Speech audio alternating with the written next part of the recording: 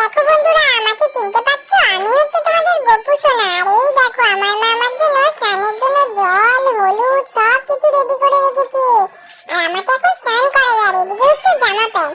তো আমি তো একটু কালো, তোমরা সবাই জানো, সেই জন্য আমার মা আমাকে হলুদ মাখিয়ে মাখিয়ে ফর্সা করছে। তো দেখেছো কেমন আমাকে ঘষে ঘষে ঘষে ঘষে হলুদ মাখাচ্ছে? একদম আমি ফর্সা হয়ে গেছি, চকচক চকচক করছি। তো আমাকে একটু ভালো করে হলুদ মাখিয়ে আর ভালো করে স্নান করাবে।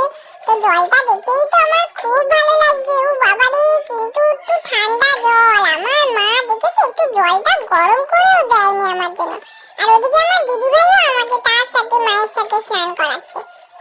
যাই হোক বাবা, অল্প স্বল্প স্নান করিয়ে আমাকে উঠিয়ে দিয়েছে আর ন্যাংটো করে বসিয়ে দিয়েছে। তারপর দেখো তাড়াতাড়ি করে আমাকে জামা প্যান্ট পরিয়ে দিচ্ছে। আর এই যে দেখছো, আমাকে সুন্দর করে সাজাচ্ছে। আমার গলার হাতটা খুব সুন্দর। তো বন্ধুরা, আমি এখন মায়ের কোলে আদর খাই আর তোমাদেরকে